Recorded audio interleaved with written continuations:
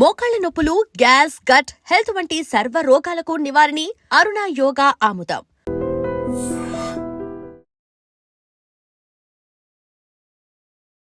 Welcome to iDream media. So జనరల్గా శీతాకాలం, చలికాలం, వింటర్ సీజన్ వచ్చిందంటే స్కిన్ చాలా డ్రై అయిపోతుంటుంది. ఇక పాదాల సమస్య చెప్పనక్కర్లేదు. చాలామందికి పాదాలు చాలా చాలా కాలిపగుళ్ళు అనేవి చాలా ఎక్కువగా ఉంటాయి. క్రాక్డ్ హీల్స్ ఇబ్బంది పెడుతూ ఉంటాయి.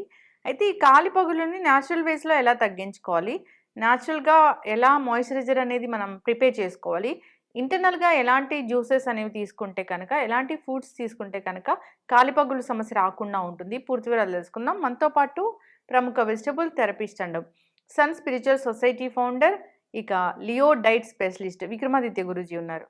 గురూజీ నమస్తే అండి. సూర్యోస్మితల్లి అంటే జనరల్గా ఈ వింటర్ సీజన్ అంటే స్కిన్కే చాలా ఉండాలి. కాకులు మనలాగా మనం కాకుల్లాగా అవుతామని చెప్తూ ఉంటారు. అంత డ్రాస్టిక్ చేంజ్ అవుతుంది స్కిన్లో అని చెప్తూ ఉంటారు. అయితే కాలిపగుళ్ళు చాలా ఇబ్బంది పెడుతూ ఉంటాయి. చాలా మందికి ఇంత పెద్ద పెద్ద కాలిపగుళ్ళు ఉంటాయి.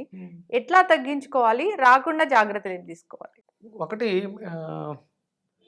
కాకుల్లా మనం అవ్వటం, మనం కాకుల్లా అవ్వటం ఏముండదు. అంటే అవి చాలా షైన్ అవుతాయి, మనం చాలా డ్రైగా అనిపిస్తాం. కాకి ఆహారం విషయంలో అంటే దానికి ఉన్నటువంటి జీర్ణక్రియ, కాకులు అవి నల్లగా ఉంటాయి. ఇంకొకటి ఏంటంటే శనికి వాహనంగా దాన్ని మనం చెప్తూ ఉంటాం. అది దానికి జీర్ణశక్తి అధికంగా ఉంటుంది, మనకు అంత ఉండదు. సీజనల్గా అంటే కాకిని గమనించుంటే తెలుసుండేదేమో నిజంగా. మరి కాకులు ఏమైనా పాటిస్తాయేమో ఈ శీతాకాలం ఆహారంలో. అంటే ఇప్పుడు నేను రెగ్యులర్గా ఇంచుమించు 2013 నుంచి మా ఇంటి దగ్గర రోజు మజ్జిగన్నం పెడతాను మధ్యాహ్నం అన్నమాట. మా ఇంటి దగ్గరకు వచ్చే కాకులు కేవలం మజ్జిగన్నాన్ని మాత్రమే తింటాయి, బిర్యానీ పెట్టినా తినవు. అంటే ఆ చెట్టు మీద ఉన్నట్లు అది అలవాటు. ప్రతిరోజు మజ్జిగన్నమే. నేను భోజనం చేసే ముందు 3 ముద్దలు మజ్జిగన్నం పెడతాం అట్లకి, కాకబలి అని చెప్పేసి అని. అవి కేవలం అవే తింటాయి.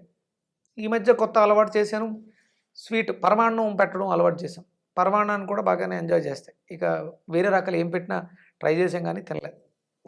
అంటే కాకిలాగా కూడా కలకాలం జీవించాలంటే కాకిలాగా కొంచెం ఒక శ్రద్ధ పెట్టుకుని, అంటే అవి మాంసాహారం కూడా తింటాయి, అది వేరే విషయం. కానీ ఒక సిస్టమేటిక్ పద్ధతిలో ఉంటాయి అవి. ఆహార నియమాలు ఏమైనా పాటిస్తాయేమో. శౌచం ఒకటి పాటించడం చూశాను నేను. అంటే ఒక కాకి మరణిస్తే దగ్గరలో ఉన్నటువంటి కాకులు ఆ చిన్న నీటి గుంటలోకి వెళ్ళి స్నానాలు చేయటం అవి చెప్తారు. అంటే శ్రాద్ధము ఇవి పెట్టినప్పుడు కాకుల్నే పిలుస్తారు. అంటే కాకి ఆ ఎనర్జీ రిసీవింగ్ నాలెడ్జ్ ఉంటుంది కాకిలో, అందుకని దాన్ని అనుసంధానం చేసి ఉంటారు మనకి. ఇక మీరు చెప్పినట్టు మనం చూసుకుంటే కాళ్ళ పగుళ్ళు, ఇక్కడ ఇది చర్మానికి సంబంధించినటువంటి సమస్య. చాలా దారుణంగా పగిలిపోయి రక్తాలు కూడా కారిపోతాయి. మీరు కేవలం కాలి పగులు పైన మాత్రమే చూస్తున్నారు. ఆ కాలి యొక్క చివర ఆ మడం దగ్గర ఏదైతే, అంటే మన బాడీలో ప్రతిదీ కూడా రిఫ్లెక్సాలజీ, ప్రతిదానికి ఒక రిప్రజెంటేటివ్. కళ్ళు లివర్కి, కిడ్నీకి చెవులు, ఊపిరితిత్తులకి ముక్కు, ఇలా మనం డివైడ్ చేస్తున్నాం. ఈ చిక్స్ లార్జ్ ఇంటెస్టైన్స్కి, స్మాల్ ఇంటెస్టైన్స్కి అనుసంధానమై ఉంటాయి. ఈ రిఫ్లెక్సాలజీలో అక్కడ ఉన్నది మలద్వారం. కాలి చివర మడం దగ్గర ఉన్నది మీకు పెద్ద పేగులు, కోకెక్స్ ఇలా ఉంటుంది. అంటే ఇక్కడ ఏదైనా డ్యామేజ్ జరుగుతుందంటే లోపల పెద్ద పేగుల్లోను చిన్న పేగుల్లోను ఇబ్బంది ఉంది. అవునా? కాలిపగుళ్ళు ఉన్నాయంటే పెద్ద ప్రేగులను చిన్న ప్రేగులను ప్రాబ్లం. మనకి స్టమక్లో అల్సర్స్ బాడీలో రిఫ్లెక్స్ అవుతున్నాయి. కొంతమందికి చూడండి సోరియాసిస్ అవి ఈ శీతాకాలమే బయటపడుతుంటాయి. ఎసిడిక్ నేచర్ అనేది మన బాడీలో పేరుకుపోయడం వల్ల మన స్వెట్ పైన చుండ్రు రావటం ఇలాంటివి వస్తూ ఉంటాయి. బాడీలో యాసిడ్ నేచరే. ఆల్కలైన్ ఫుడ్ తిన్న వాళ్ళు చర్మం చాలా నిగారింపుగా ఉంటుంది. కాళ్ళ పాదాల దగ్గర నుంచి శిరస్సు వరకు శరీరం అంతా ఒకే తీరుగా ఉంటుంది. పాదాలకి సహజ సిద్ధంగా కొంచెం మందంగా ఉండాలి, ఎందుకంటే నడుస్తాం కాబట్టి. వాళ్ళు చాలా సున్నితంగా ఉంటాయి, కానీ నడవడానికి అనుకూలంగా కూడా ఉంటాయి. కొంతమంది సాధువులు ఉంటారు చూసారా, వాళ్ళ చర్మం చాలా నిగారింపుగా పింక్ కలర్లో ఉంటుంది. అరికాళ్ళు కూడా అలాగే ఉంటాయి. నేను ప్రహ్లాద బాబా అని ఒక ఆయన దగ్గరికి వెళ్ళేవాళ్ళం. మనకి రావులపాలెం అవతల అంబోజీపేట అని ఉంటుంది. ఆయన రోజుకి 2 అరటిపళ్ళు ఆయన భోజనం. ముట్టుకుంటే కందిపోయేంత దొండపండులా ఉండేవారు. ఆయన పాదాలు కూడా ఎప్పుడన్నా పాదసేవ చేయడానికి వెళ్ళినప్పుడు అరిపాదాలు కూడా చూడండి, చిన్నపిల్లల పాదాలు ఏమైనా మందంగా ఉంటాయి, గట్టిగా ఉంటాయి. ఎంత చిన్నపిల్లల పాదాలు ఎంత శుతిమెత్తంగా ఉంటాయో మనవి కూడా అట్లనే ఉండాలి. మనం హార్డ్ సర్ఫేసెస్ మీద నడవడం వల్ల మనకు నడక అనేది అవసరం కావడం వల్ల అవి అలా మొద్దుబారినాయి. పిల్లోని కిందకి దింపకుండా మీరు మంచం మీదో లేకపోతే ప్యాంపరింగ్ చేస్తూ పెంచితే వాడి పాదాలు ఎప్పటికీ గట్టిపడవు. కానీ అది ఆరోగ్యకరం కాదు. ఇక్కడ మన పాదాల్లో జరుగుతున్నటువంటి ప్రక్రియ మనకి అంటే రిఫ్లెక్సాలజీ బాగా గమనించండి. మీకు అక్కడ పగుళ్ళు వస్తున్నాయి, మంట వస్తుంది, బ్లీడ్ అవుతుందంటే ఇంటర్నల్గా ఏదో డ్యామేజ్ అయిపోతుంది. లివర్ మీద ప్రభావం ఎక్కువైపోయింది. మీరు లివర్కి లోడ్ ఇచ్చేటువంటి ఆహారాన్ని ఎక్కువ తినేస్తున్నారు. మీరు లివర్ని శ్రద్ధగా చూడట్లేదు. కళ్ళు ఎక్కువ శ్రమ పడినా కాళ్ళు పగులు వచ్చే అవకాశం ఉంది. సరైన నిద్ర లేకపోయినా కాళ్ళు పగులు వచ్చే అవకాశం. కాళ్ళకి ఏంటమ్మా సంబంధం? కాళ్ళు పగులు అనగానే మీరు క్యాక్రీమ్ గురించి ఆలోచిస్తారు. ఏదైనా లోషన్ దొరుకుద్దా, మాయిశ్చర్ దొరుకుద్దా అని. ఎస్, మాయిశ్చర్ అవసరం. దేనికి? కంటిలో తేమ డ్రై అయిపోతుంది. ఎక్కువసేపు ఫోన్ చూడడం వల్ల కూడా కాళ్ళు పగులు వచ్చేస్తాయి. ఎందుకంటే మీరు ఫోన్ చూస్తున్నారు, కళ్ళు ఎలా ఉన్నాయి, మీరు కూర్చునే చూస్తూ ఉంటారు. అంటే చాలామంది పడుకొని కూడా చూస్తారు. పడుకొని చూసినప్పుడు కూడా సేమ్ ఇదే ప్రక్రియ. శరీరంలో ఏదైతే విశ్రాంతి తీసుకోవలసినటువంటి సమయం ఉందో దాన్ని విశ్రాంతికి కాకుండా మనం వేస్ట్ చేస్తున్నాం. దాన్ని మార్చుకోవాలి. ఇక్కడ కాళ్ళు పగుళ్ళు అంటే మీ లివరు డ్యామేజ్ అయిపోతుంది. లివర్ మీద ఒత్తిడి ఎక్కువగా ఉంది. మీరు తినకూడనివి ఎక్కువ తినేస్తున్నారు, చూడకూడనివి ఎక్కువ చూస్తున్నారు, కంటికి విశ్రాంతి ఇవ్వట్లేదు. ఇది మీరు ప్రధానంగా గమనించాల్సింది. అప్పుడు మాయిశ్చర్ పైన రాయటం కాదు, లోపల అవసరం. దానికి అద్భుతంగా కాళ్ళు పగులు తగ్గడానికి అద్భుతంగా కనీసం ఒక 6 నెలల పాటు నెలకొకసారి ఆవుదాన్ని తీసుకో. అంటే ఆ పెద్ద పేగుల యొక్క కదలికలో మార్పులు తీసుకురావాలి. ఆ జిగురు కలిగినటువంటి పదార్థాలను ఎక్కువగా తీసుకోవాలి మనం తీసుకున్నట్లు. దీనికి అద్భుతంగా చామదుంపలు చాలా బాగా పనిచేస్తుంది. అందులో జిగురు ఉంటుంది.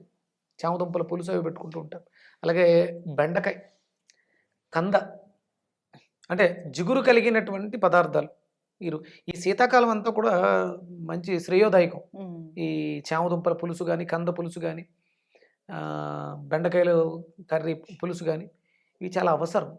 ఇవి బాగా తీసుకోవడం వల్ల పేగులు శుద్ధి అయితే మీ కాళ్ళ పగులు తగ్గుతాయి. ఏదో క్రీమ్ రాసుకోవాలి, అవసరమే. బాగా డ్రై అయిపోయి విపరీతమైనటువంటి ఇబ్బందులు ఉన్నాడు, గోరువెచ్చటి నీళ్ళని ఉప్పేసి కాళ్ళు నానబెట్టి పడుకునేటప్పుడు శుభ్రంగా మీరు కొబ్బరి నూనెని ఈ శీతాకాలం అంతా కూడా నూనె రాసుకుని సాక్స్లు వేసేయండి.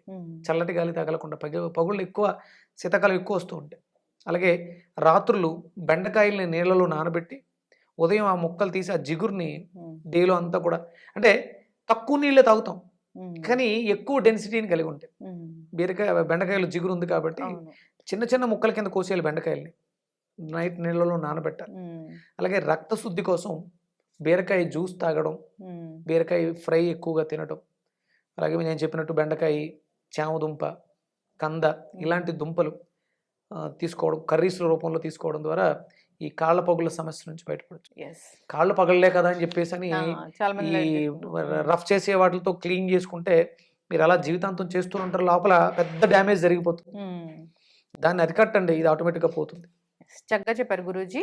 కాలి పగుళ్ళు అంటే మనం ఎసిడిక్ ఫుడ్ ఎక్కువగా తీసుకుంటున్నాము, కళ్ళకి రెస్ట్ లేదు, సో నైట్ అంతా ఫోన్లు చూస్తున్నాము, సో ఇంటెస్టైన్ బాగాలేదు, ఇదంతా గట్ హెల్త్ బాగాలేదు, ఇదంతా కూడా మ్యాటర్ అవుతుంది.